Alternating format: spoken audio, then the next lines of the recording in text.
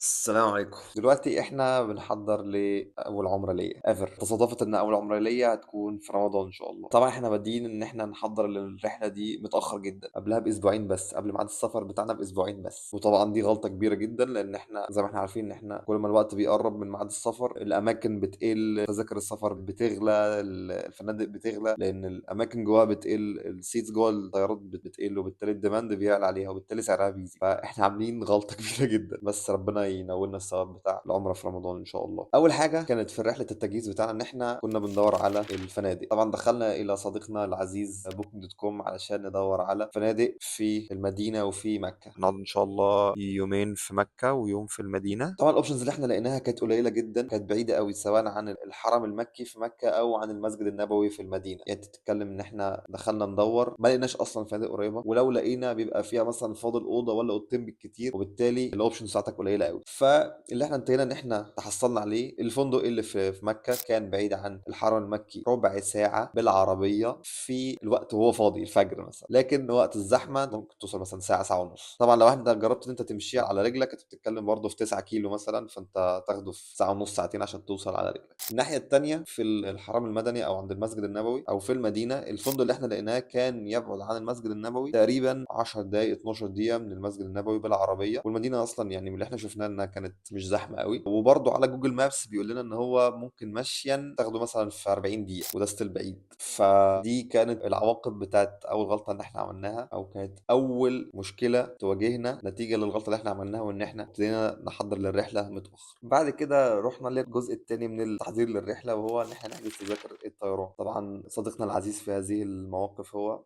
ويز اير، لان هو واحد من ارخص الطيران الاقتصاديه الموجودين في الدنيا دلوقتي، وبيطلع من المطار اللي في ابو ظبي، وبالتالي هو احسن اوبشن بالنسبه لنا. طبعا لما دخلنا عليه لقينا اسعار التذاكر اغلى من المعتاد، فرحله الذهاب بتاعتنا كانت تقريبا دبل السعر. انت لو بتتكلم في العادي ب 200 مثلا او ب 210، احنا لقيناها مثلا ب 420. ولكن لحسن حظنا الطياره بتاعه العوده كانت ديسكاونتد، فما تعورناش قوي. الرحله اللي احنا خدناها كانت ويز اير من مطار ابو ظبي في الامارات للمدينه، والعوده برضو كانت من المدينه الى مطار ابو ظبي. again التذاكر كانت سعرها غالي طبعا عشان احنا بادئين متاخر جدا، السيتس جوه الطياره بقت اقل، ديماند عليها والطلب عليها بقى اعلى، وبالتالي سعرها اغلى. اللي احنا عملناه بقى في الموقف ده اشتركنا في اللي هو الويز اير كلاب ده، ساعدنا اوريدي ان احنا اعتقد خدنا 150 160 درهم ديسكاونت، وهو كوست 160 درهم، فدخل ده في ده، فاحنا في التمام يعني. دي واحده من الطيران الاقتصادي اللي شغال قوي في المنطقه بتاعه ابو ظبي، وشغال كويس في المنطقه اللي احنا فيها عامه، فحاسين ان هو هيكون انفستمنت كويس ليه، حتى لها رحلات مقبله ان شاء الله نستخدمها فيها يعني. وثالث بارت من رحله التحضير للرحله بتاعتنا كانت ان احنا نبص على الفيزا بتاعت السعوديه. طبعا عشان احنا رايحين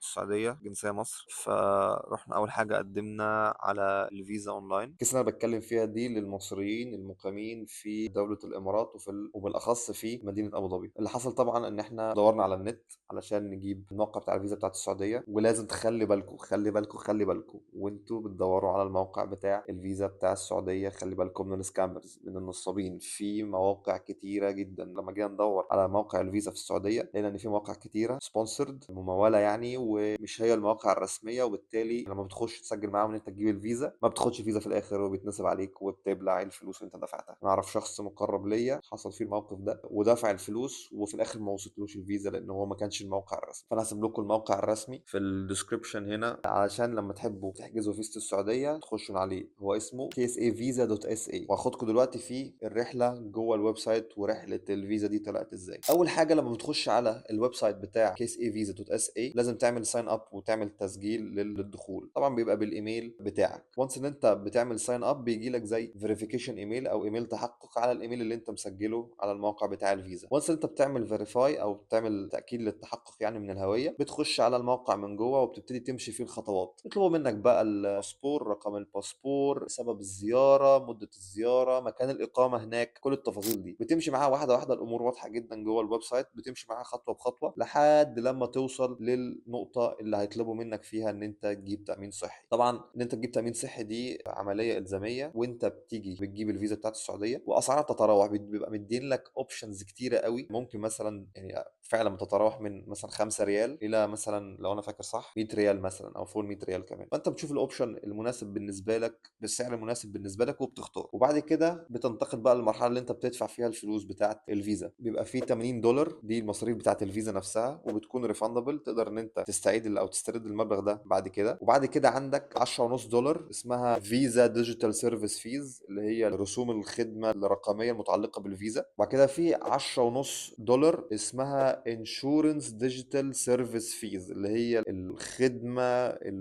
الرقميه المتعلقه بالتامين الصحي نفسه. فانت التوتال معاك بيقف تقريبا حاجه و90 او $100 على حسب برضو كمان التامين الصحي اللي انت مختاره. وانس ان انت بتبروسيد ان انت تدفع المبلغ اونلاين، طبعا بيدخلوك وبتحط رقم الكارت والحاجات دي كلها، ويبعتوا لك OTP ان انت تحط الOTP اللي هم باعتينه لك، وبتحطه وبياخدوا منك المبلغ. وانس ان احنا خلصنا جالنا ايميل بالكونفirmation بيقول لنا ان هو روحوا للسفاره. طبعا لما رحنا للسفاره، هي دي الدوكيومنتس اللي هم كانوا طالبينها. اول حاجه اطبع السكرين شوت بتاعت الايميل اللي هو جاي لك، اللي هو بيقول لك روح للسفاره. رقم 2 اطبع صوره الجواز بتاعتك. ورقم 3 اطبع صوره الهويه الاماراتيه بتاعتك، ده للناس اللي هي عايشه في الامارات وطالعه من الامارات للسعوديه. اول ما بتروح بيشيكوا على الورق، كل الورق معاك تمام، بيدخلوك على اول مكتب. اول مكتب ده بيكون وظيفته ان هو يشيك على الباسبور، بيشيك ان الرساله وصلتك على الايميل، وبيشيك ان كل الورق موجود معاك وان الامور كلها تمام. وانس ان هو تمام بيدخلك على مكتب اللي جوه السفاره. جوه السفاره بتبقى الاوضه متقسمه ان هي كراسي وشبابيك، بتاخد دورك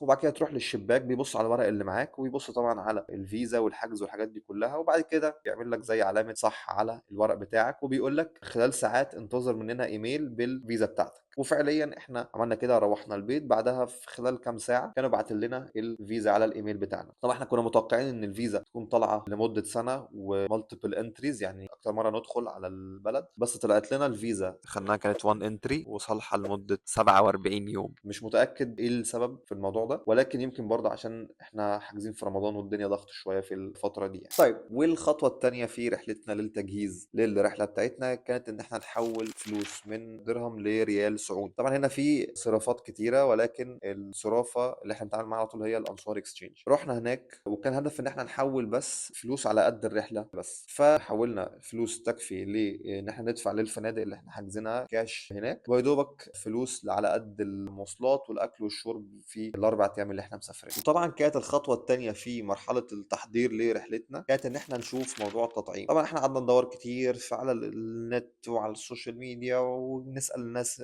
سافرت قبل كده. كان في اراء متفاوته كتير ان هو والله محتاجين تطعيم، مش محتاجين تطعيم، كانوا بيطلبوا قبل كده دلوقتي ما بيطلبوش ومن لحد لما وصلنا لصحه هنا في الامارات قالوا لنا لا، محتاجين تطعيم ولازم تروحوا تاخدوها قبل ما تسافروا. كانوا في الاول بيقولوا ان انت لازم تاخدها قبل رحلتك باسبوع على الاقل، لكن احنا في حالتنا خدناها قبلها ب3 ايام، ما كانش في مشكله يعني، ما حدش اعترض على اي حاجه. حجزنا الميعاد عن طريق التليفون وتوجهنا الى مكتب صحه. الامور هناك سلسه جدا وسهله جدا، بتروح على الميعاد اللي انت حاجزه، وبعد كده بتروح تاخد رقم وبتعمل تسجيل هناك بالهويه بتاعتك. بعد كده بعد ما تخلص التسجيل بيقول لك روح انتظر في المنطقه المخصصه الويتنج اريا علشان تاخد التطعيم. بتقعد تستنى في المنطقه دي، وبعد كده بيطلع لك الممرض او الممرضه وبياخدك جوه علشان تاخد التطعيم. في حالتنا لان احنا اول مره نروح العمره ادتنا الممرضه تطعيمين، واحد للحمى الشوكيه وواحد للفلو. تمام، الحمى الشوكيه ده بيكون سر ال5 سنين، والفلو بيكون سر السنه واحده. وانس ان انت خلصت التطعيم بتاعك بتدي لك زي فاكسينيشن ريبورت او شهاده تطعيم عليها اسمك، ايه نوع التطعيم، ساري لحد قد ايه، والتاريخ اللي انت خدته فيه، بتاخده في ورقه علشان تقدر انت تسافر بيه، علشان لو قرروا ان هم يسالوك عليه في المطار او في السعوديه. برضو بيبقى نازل لك على البروفايل بتاعك على ابلكيشن صحه تقدر ان انت تاكسسه من هناك. وبعد كده جاءت اخر حاجه خالص في التعديل لرحلتنا، وهي ان احنا نحضر الشنط. طبعا احنا عايزين نسافر سهل سهل طبعا، فاحنا جايبين التذاكر على ويز اير بس باك باكس من غير شنطه سفر زي دي كده، وبالتالي ابتدينا ان احنا نشتغل على لستة الحاجات اللي احنا محتاجين ناخدها معانا في الباك باك بتاعتنا. وكانت الليسته كالاتي بالنسبه لي: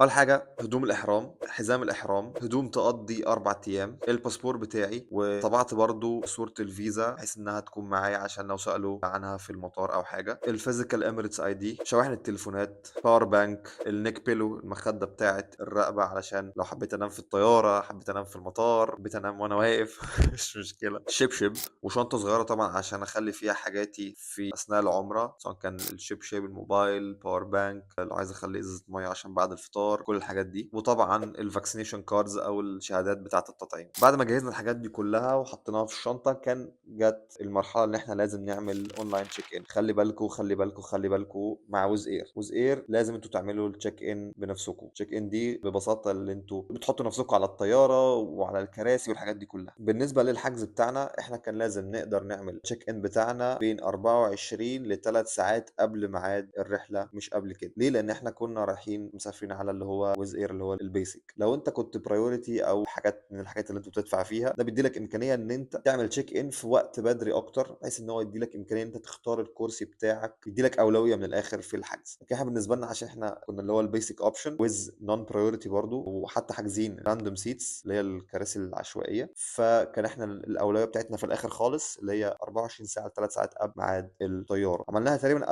قبل ميعاد الطياره ب6 ساعات، والامور كانت تمام. بعد كده بتروح للمطار توريهم التشيك ان يعني على التليفون بتاعك، وبيبص عليه والامور بتكون تمام.